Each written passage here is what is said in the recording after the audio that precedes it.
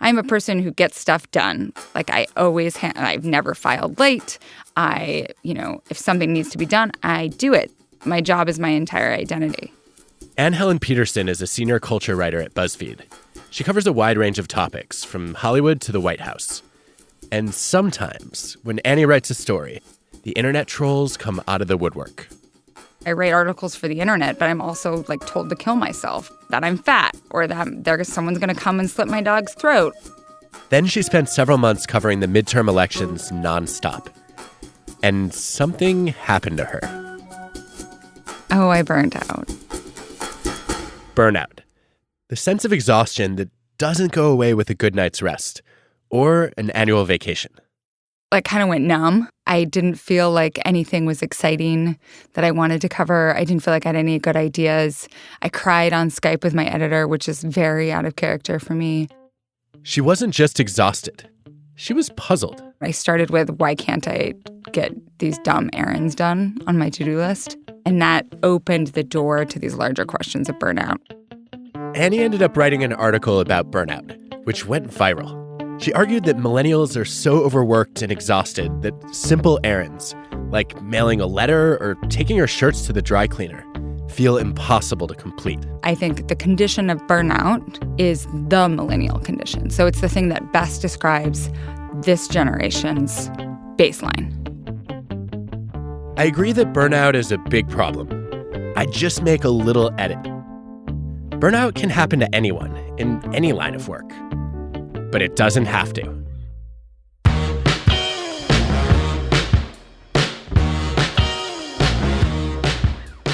I'm Adam Grant, and this is WorkLife, my podcast with Ted.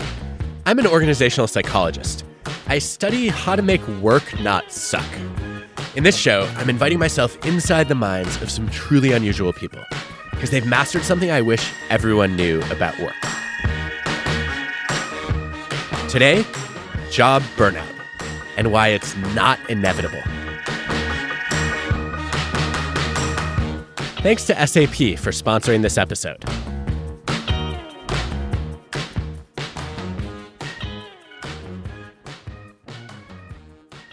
Last year, the World Health Organization declared burnout an occupational syndrome. According to some estimates, in the U.S. alone, burned out employees cost over $100 billion a year in healthcare spending. More than a third of employees report feeling burned out some of the time, and nearly a quarter feel that way very often or always. The core of burnout is emotional exhaustion, feeling so depleted and drained that you just don't have anything left to give your job. Evidence shows that when we're emotionally exhausted, our health suffers. Burnout has been linked to depression, memory loss, sleep problems, alcohol abuse, weakened immune systems, and even cardiovascular disease.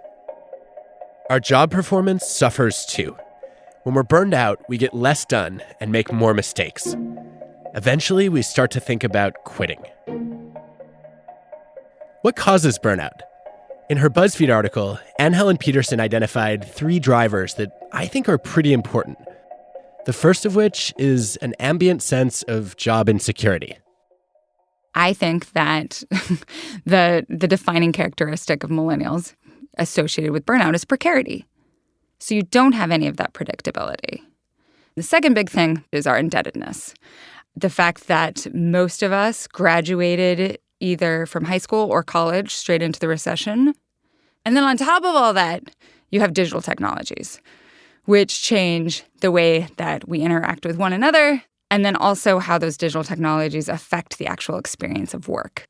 Wait, none of that is unique to millennials. It's fair. When I think of, you think it's fair? Well, I mean, I haven't even told you why yet. Well, I just think that it's okay for people to disagree. Not everyone has to think of their own experience in the same way. I definitely agree with that. Okay. So, first of all, how do you define burnout? Historically, it has been defined as a feeling of giving up, right? A feeling like you can't keep going anymore.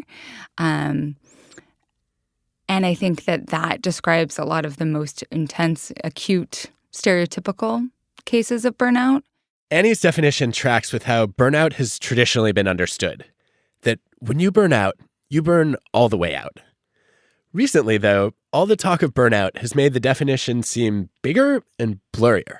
The way I think of our contemporary burnout is you go until you feel like you can't go anymore, and then you keep going. So there's no catharsis, there's no finishing the marathon. The feeling that everything in your life flattens into one long to-do list, and that means all of the joyful things, all of the pain in the butt things, like they all just kind of become one damn thing after another. So I don't buy that this is burnout, because as a psychologist, I've always thought about burnout as emotional exhaustion, but exhaustion that's persistent and also seriously impairs your functioning. Yeah. And what you're describing sounds more like just plain stress. I think it's very similar to stress, and there's a fine line between having a lot of anxiety and being depressed and what we consider burnout. I think that it's all of those things at once. The emotional component to it, I think, is very real, but I think it impairs you, but not so much that you entirely collapse, right? I worry a little bit that calling, kind of everyday stress burnout, it starts to medicalize the problem and it reifies it in a way that makes people feel like, oh, I have this horrible condition and I can't function. And then it becomes a self-fulfilling prophecy, as opposed to normalizing it and say, hey, you know what? Everybody has stress in their jobs. And that doesn't mean I'm burned out. It just sounds a little ridiculous to say, oh, I'm overworked because I have to answer emails all day. I mean, I don't think that means that you necessarily have the same amount of acute stress, right? I mean, a social media manager also has to deal with a whole bunch of racist shit being flung at them all day. This is accumulation of decades of stress, right? And there doesn't seem to be an end in sight.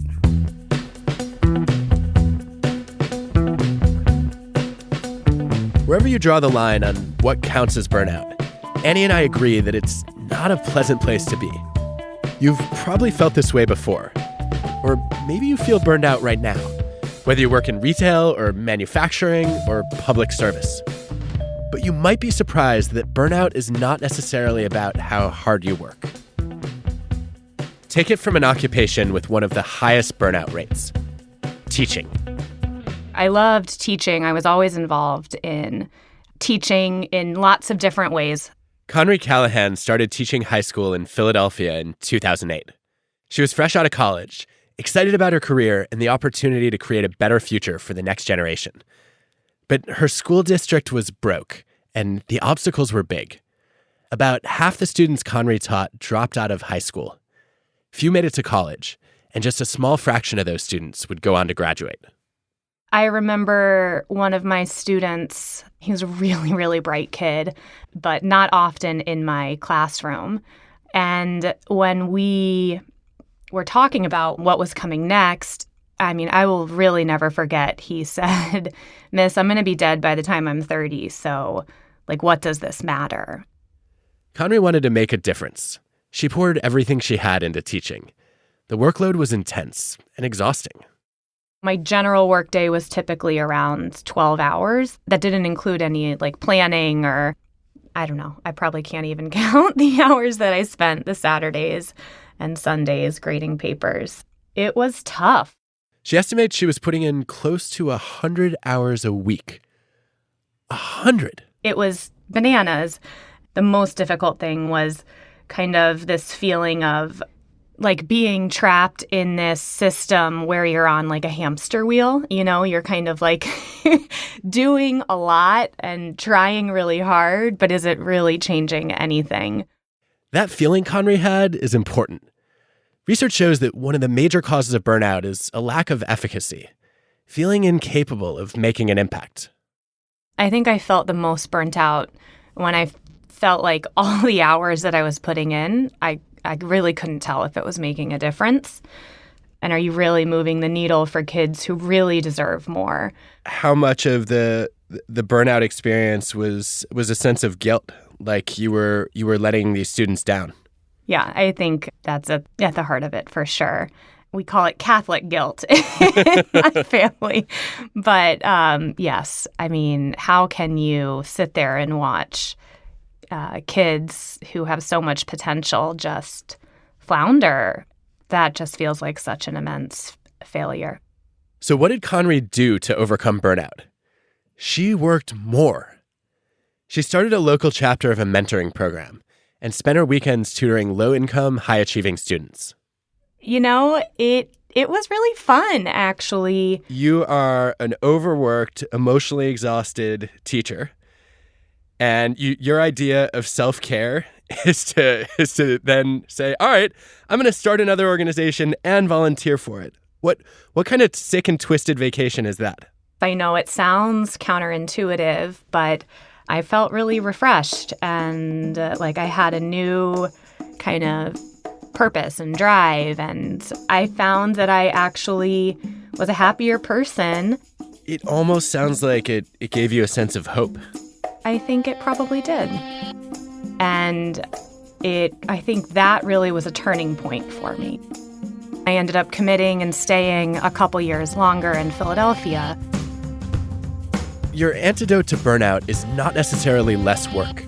It could be more meaning. What was clever about Conrad's weekend tutoring was that it reconnected her to why she chose teaching in the first place. It enabled her to step out of the grind for a moment and see her impact, which is something you can do in any kind of job. In a study of hundreds of professionals keeping daily diaries across multiple industries, the single strongest predictor of engagement at work was a sense of daily progress. What that means in practice is you don't need huge accomplishments to feel good about your work. What matters most for building efficacy is small wins. Often those small wins come from having a positive impact on others. I found in my research that when people feel ineffective, helping others buffers against burnout. It makes them feel competent, which leaves them energized rather than exhausted. For Conrad, tutoring high-achieving students on the weekends was full of small wins.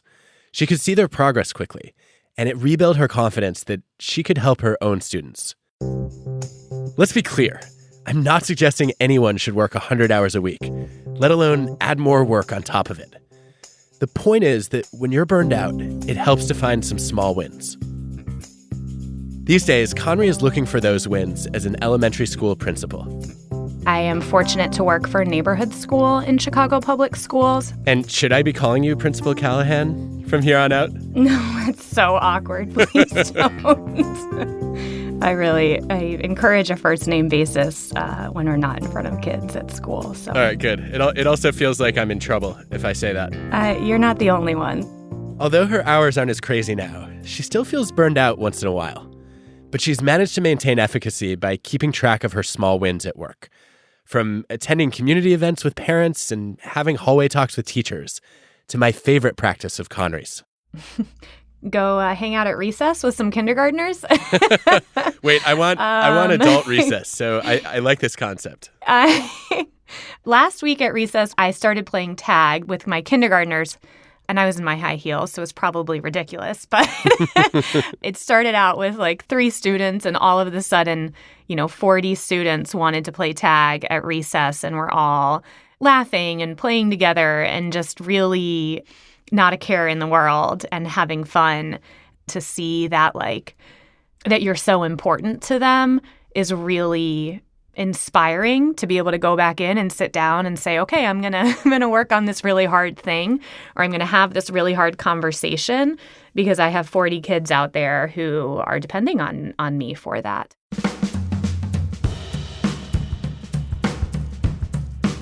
Think about your experiences with burnout. What's your version of hanging out with kids at recess? For an architect, it might be strolling by a building you design to see how people are living or working in it. For a business manager, it could be an individual check-in with a team member to ask how they're doing and how you can help them. For me, it's carving out a little time each week to send notes of appreciation to colleagues and recommend students for jobs. Small wins aren't hard to find if you look for them. But as Helen Peterson knows all too well, sometimes you land in a situation at work where it feels like you're just on a treadmill. So tell me this. There are days in my job where I feel like I have too much to do, and there are a lot of people depending on me, and I can't respond to all of them as fast as I would like. And I keep just plowing through emails to try to get to inbox 0. Right. Am I burned out? I mean, that I think is a great example of what you would call stress, right? Yes. So, and I would just like to learn to not even find that stressful. Right. Is my stance on it, Well, as opposed to saying, I'm burned out, I can't do this. Right. So when I'm frantically going between my work email and my personal email, trying to like respond to all these things and like make lists and that sort of thing, and like actually not doing anything, right? I'm like, this is a weird behavior that you're doing. Having realized that I'm burnt out, I recognize burnout behaviors.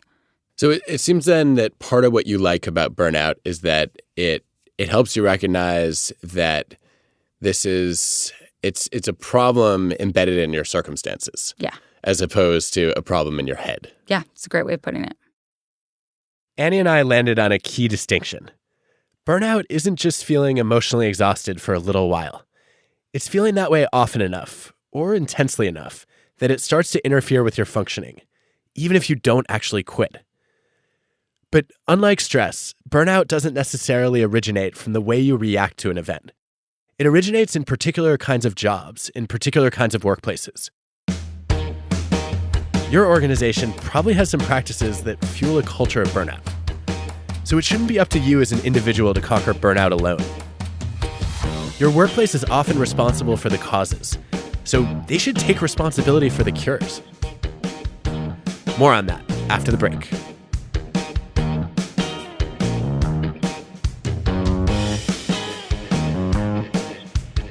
Okay, this is going to be a different kind of ad.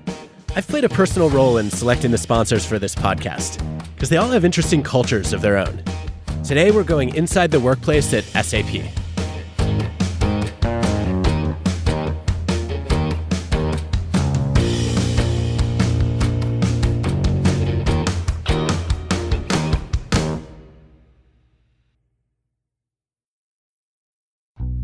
I hadn't played volleyball or really any sports before I got to SAP. That's Felicia Shafiq. She's a product support manager. She's pretty tall, so when she started in 2005, her coworkers recruited her to join their SAP volleyball league. It was all paid for, so why not, right? That's how it all started, and I fell in love with the sport. Many leaders fear that hobbies are a distraction from work, but plenty of evidence shows the opposite. Leisure activities can energize us and increase our confidence and engagement at work, especially if they're very different from our jobs. Felicia practiced with her teammates twice a week after work and competed in tournaments as often as she could. But that all changed one morning when she woke up feeling very sick. I woke up really shivering, and I thought I had the flu, but I had a volleyball tournament. By about 11 o'clock that same night, I wasn't able to breathe well, and I was rushed to the hospital and almost immediately put on life support. Felicia slipped into a coma. Days passed, then a week, then 2. When Felicia woke up, she was completely disoriented. My first thought was, where am I? I thought I just had the flu. Why are my hands and feet bandaged? And when can I get back to work? I needed to be able to support not only myself, but my family. Felicia had contracted a severe strain of pneumonia, which poisoned her bloodstream. Her body pulled all her blood from her extremities, leaving her hands and feet to die slowly. The good news is that we won the volleyball tournament. Gradually, her hands got better, but her legs still weren't showing any signs of healing. The choice to have my legs amputated was mine. I decided that I wanted to move on with my life, that I would start becoming independent again. She spent another 3 years at home in recovery. But she wasn't alone in the process. Her managers and coworkers from SAP were there to offer her support every step of the way. What didn't they do? The biggest thing that they did was they reminded me that my job was safe. It was there when I was ready to come back, and that all I needed to focus on was my recovery. I can't even begin to explain the burden it took off my shoulders. After almost 4 long years of recovery and rehabilitation, Felicia was finally able to meet her goal and return to work. But there was still another dream that she wanted to get back to. After her legs were amputated, Felicia thought she would never play volleyball again. Then a friend suggested she try sitting volleyball, an adapted version for players with different abilities. It felt so amazing. It felt like I was home, like this is where I was meant to be. Felicia decided to try out for the Canadian national team, and she made it. We got a bronze and we qualified for the Paralympics in Rio. That was surreal. And she says none of this would have been possible without everyone at SAP cheering her on. Playing any sport, dedicating time to train, to travel with the team is so very important. A great way that SAP has supported me in this is by giving me the time to compete. Today, 4 years later, their encouragement hasn't stopped. Felicia and her team will soon be competing at the 2020 Paralympics in Tokyo. But if volleyball ends, I know that SAP will continue to support me in whatever I want to do. I think it's just the culture that we've created here. It's no surprise that SAP earned many Employer of Choice awards in 2019. Check out careers at SAP and visit sap.com/worklife to learn about experience management solutions for your employees and customers.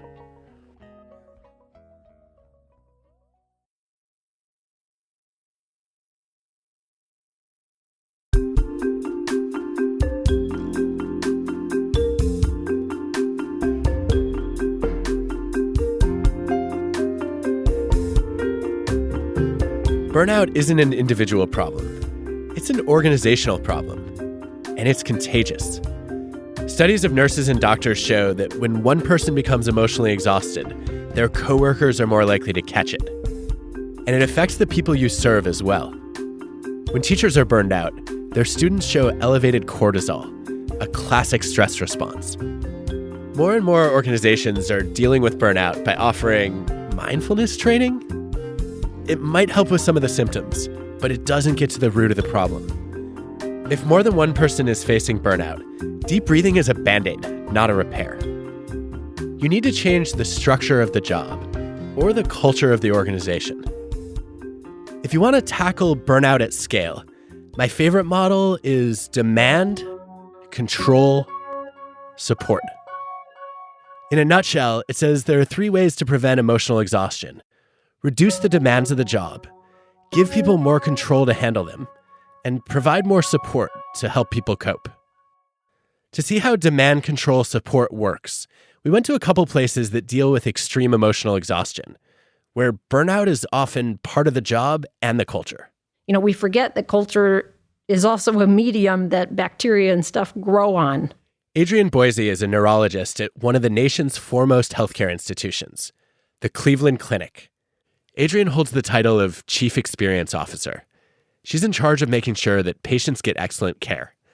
And from her first days on the job, she could see that physicians couldn't provide that care when they were burning out. She's become an expert on the topic. She spent the past decade studying what causes burnout. You heard people say, I went into healthcare to take care of people, and there's all these things in the way of doing that. Either there's too many patients, in the ER that are waiting and piling up as I'm trying to spend time with this one, or my internal medicine appointments are getting shorter and shorter, or I'm spending all my time in the electronic health record after hours.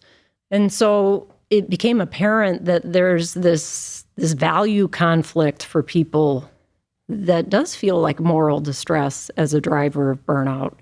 And that, for me, is where the burnout story began. So Adrienne set out to find a cure. Healthcare professionals are among the few occupational groups whose emotional exhaustion rates rival teachers. Nearly half of physicians report being burned out. That costs the U.S. economy about $4.6 billion a year. When doctors and nurses burn out, they're prone to anxiety, depression, and self-harm. They're also more likely to face malpractice claims. Remember, demand, control, support. To fight burnout, the Cleveland Clinic started by reducing demands. One of the most frustrating job demands is electronic overload. Digital demands are overwhelming many people in many jobs. I bet you've been there, looking at your phone from your bed and feeling like you just can't keep up. There are some researchers who put those habits to good use. They can predict burnout by analyzing email patterns. Recent studies suggest that the volume of emails you send and receive is unrelated to your emotional exhaustion, as long as email is key to doing your job. But if email doesn't really help you get your work done, you feel the burden of being boxed in by your inbox. If you're a surgeon, email is rarely critical to your operations. In hospitals, digital demands come in the dreaded form of electronic health records. There's like 30 tabs on the left-hand side. And if you click on one of them, it opens up into another 20-tab menu. Right? I mean, it makes no sense. Oh, the joys of electronic health records. That's right. It makes no sense. So actually, we created task forces around better managing all the boxes and minimized even the number of categories or clicks that someone could even have in the electronic health record as a means to make their life simpler. The demands weren't just digital. Medical professionals waste a lot of time on the phone, too. To eliminate the burden of calling insurance companies to authorize tests and pharmacies to approve refills, the Cleveland Clinic introduced pre-authorizations and automated refills. They were able to reduce some of the demands on physicians, but not all of them. Many of the demands are built into the job. You can't stop patients from getting sick and having emergencies. Since they couldn't erase those demands altogether, Adrienne and her colleagues turned to the next component of the demand control support model, and they did it in an unexpected way, which succeeded in reducing burnout. We had taken 40,000 caregivers offline, trained them in empathy. I'm ready to be wrong on this one, but it's surprising to me. I don't think I would have ever wanted to train empathy as a solution to burnout. I had faith. Adam, I had faith. Oh, well, that makes one of us. Well, thanks for the support, Adam. We had to see it for ourselves. So let's go to the Cleveland Clinic. Hopefully you're in the right place. So this is the Ready to Communicate, How to Enhance Patient. In a big conference room, a dozen practitioners sat in a circle. Hello, I'm Mary Beth Modick. I'm a clinical nurse specialist inpatient. I'm Aparna Prakash. I'm an internist at the Solon Family Health Center. I'm a physical therapist out at Willis. As an icebreaker, they told each other about their first car. It was a little blue Chevy, and I called her Madam Blueberry.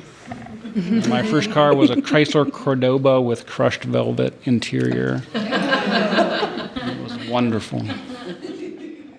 Then they started to role-play scenarios that were designed to help caregivers have better conversations with patients. Well, that is an iPod, and we've invented a way to record voices and sounds that you can recall on this device and play anytime you want. What's a recording? Well, anything that you say out loud can be recorded. Think of it like an echo. And so we realized all of a sudden we had created a platform to attend to them as human beings. And that became the secret. Don't tell anybody.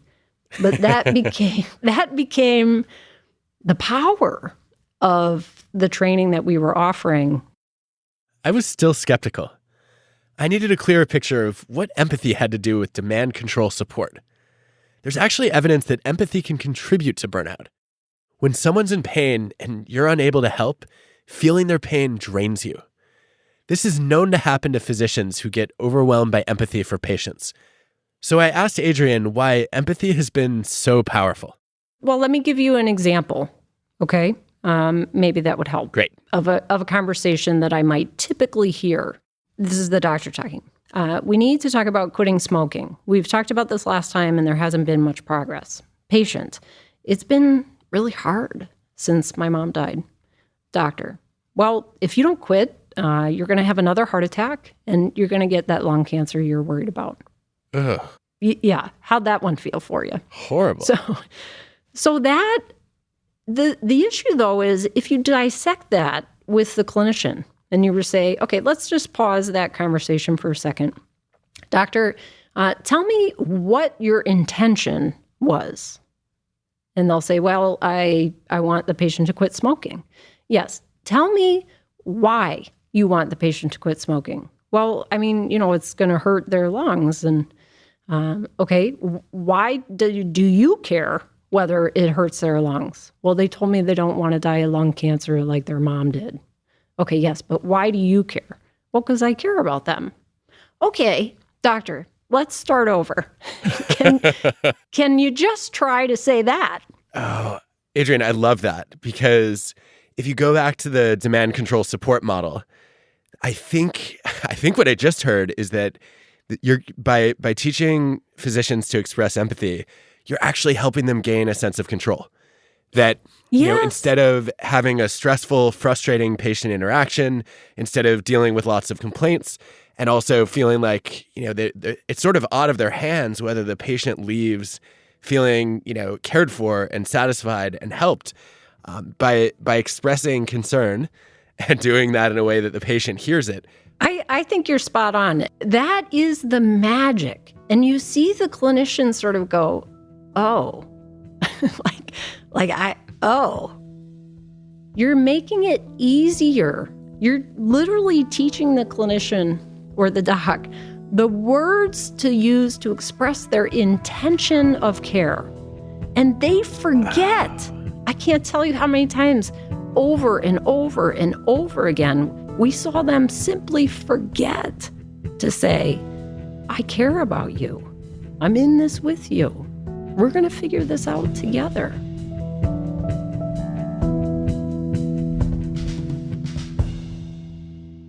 And there's the genius of Adrian's approach. Empathy training eased burnout at the Cleveland Clinic because it gave doctors a deeper sense of control. It enabled them to have the kinds of effective, caring conversations with patients that they wanted to have.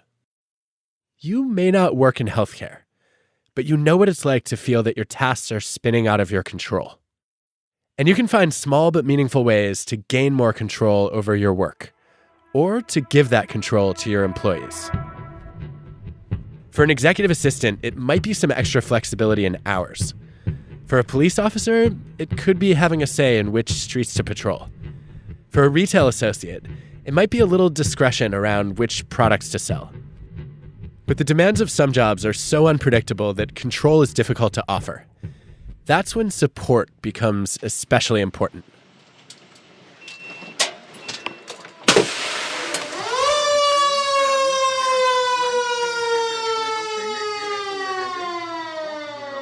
Anytime you're taking care of men and women who call 911 or children, right? They're at their worst, and you're always supposed to be at your best. Chris Macklin was a paramedic in Denver, Colorado for 10 years. The demands of that job took a toll on him. I didn't know how to take care of myself because I was so burned out and never wanted to work in that role again. He decided to leave that job and become a firefighter. But soon enough, Chris found that firefighting was also a quick road to emotional exhaustion. He couldn't control the calls that came in or the tragedies that endured. So everybody's gone, right? So open bay, like where you can see all the shoes left behind, right? So that's, you can tell that that's where the members jumped on the truck, right? When the truck got their call. One minute, he'd be playing cards in the firehouse. The next minute, the siren would go off, and he'd be racing onto the truck. Soon he'd be running into a burning building. He struggled to control how those demands affected him.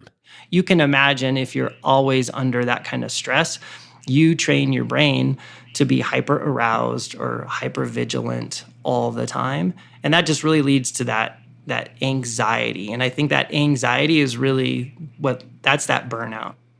So rather than switching roles again, he decided to tackle the problem head on. Chris is now the wellness manager at South Metro Fire Rescue in Denver, which is a huge organization.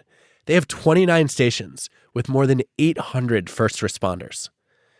It's part of Chris's job to get emotional support to firefighters, which means changing the culture. Culture of the organization, I think, plays a huge role in burnout. In a recent study, firefighting units with cultures of care and support had fewer health problems and fewer accidents. But in too many fire departments, that care is missing because people are afraid to seek support. At South Metro, like in many emergency response organizations, people felt like they were supposed to be tough. Chris experienced that lack of support firsthand 20 years ago in the aftermath of the Columbine high school shooting, where he was a first responder. The old science was make you go to a debriefing with people you didn't know, allowing visitors in the room, and then really people asking you questions and wanting you to tell your whole story right there on the spot. And that was a horrible experience for me. And what happened was I left the debriefing angry, upset. This old support model brought in professional counselors who often lacked personal experience with what first responders went through. Research suggests that analyzing the incident right away with a counselor often doesn't help and can backfire. What people actually need is emotional support from someone who can empathize with their experience, especially since there's often a stigma associated with asking for help. We also wanted to normalize that everyone's reaction is normal based on their own personal circumstances and where they come from. I think is helping us move our culture to a positive place and maybe lower some of that burnout. South Metro created a peer support program for workers and their families. After a difficult call, like a big fire or a mass shooting, first responders can opt in to what they call Diffuse Sessions. That's defuse, as in defusing a bomb. The first diffusing session Chris did was for a crew that had just responded to an emergency call involving an infant. He could see how much more helpful it was than the old debriefing model. I just asked them what they needed. And so, they just wanted to remain out of service. They wanted to call their wives, but they all wanted to stay at work because that was that cohesive unit and that's where their support network was. But the ambulance crew asked if they could just go to sleep. That speaks to the culture of the organization in recognizing what the stresses of the job. The stresses firefighters endure on the job are probably a lot more extreme than most workplaces. But the steps Chris and his colleagues took to support their staff still teach us a lot about what all kinds of organizations can do. If you do client service or customer care, you want someone on your team whose job it is to care for the caregivers. If you do knowledge work, you need someone in the organization to track who's getting bombarded with requests so they can get back up on their team. Formal support helps to prevent burnout. But ultimately, the culture of informal support matters just as much, if not more. And organizations can take steps to nurture it. At South Metro Station 45, people know where to go for unconditional support. It's probably the busiest place in the station, says firefighter Dan Rivers. It's the only place in the world where you can have a stack of money, hundreds, 50, whatever, stack of money, gold bars, right? Nobody will touch it. But if you have creamer, cookies, cake, so yeah, the kitchen table is like your house. It's a dropping zone. Everybody comes in, just drops their stuff, whether it's mentally or emotionally or just stuff, So yeah, this is the nerve center right here. Dan and his crewmates are just back from a call at a residential building nearby. With their suits halfway on and radios strapped to their chests, they sit around the heart of the station, an old wooden kitchen table. It's got a lot of miles on it, like a lot of us do. That table is a natural place for support, to share good experiences, but also bad memories. Of course, the tone is set at the top. One of the key moments at South Metro was at a meeting with over 800 firefighters and paramedics. Several of them stood up to share their struggles. Chris says it started when the fire chief publicly stated his commitment to supporting first responders throughout the organization. Our fire chief and operations chief both told all of those men and women that if they raise their hand, they will be taken care of and will never lose their job. And so that was a super powerful moment for us as an organization.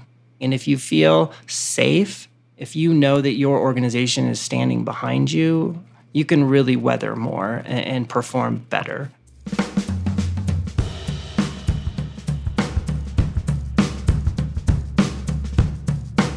Whether or not you're fighting fires, your job can leave you feeling burned out. Reducing the demands, gaining control, and finding support shouldn't be up to you alone. Because burnout's not an epidemic that's afflicting one generation. It's an organizational problem that can affect any generation. If you feel exhausted and your workplace isn't doing enough to help, you can help yourself, at least a little, by reflecting on why you're in this job to begin with. What does it mean to you and to the people around you? It's only a starting point, but it can make a difference to remember how your work makes a difference.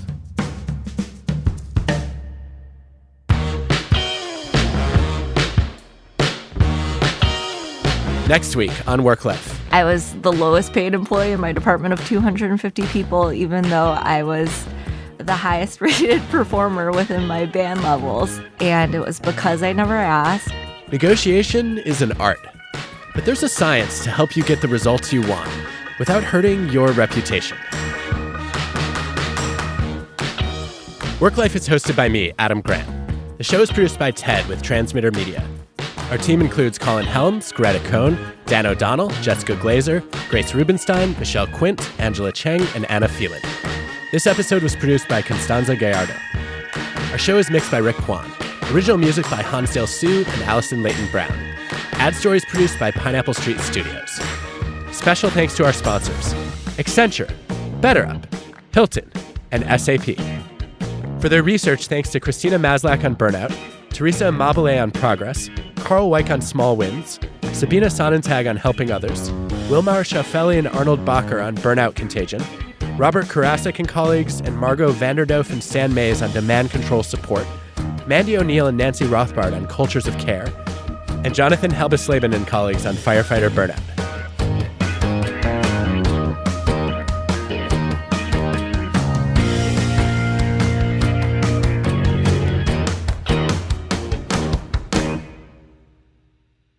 Millennials are, in a way, incredibly physically mobile. You have people who are moving away from their support systems. Mm-hmm. When you're not around your parents, you don't have that support system. Some of my students have moved away from their parents to escape burnout. But that is another conversation. No, that is another conversation.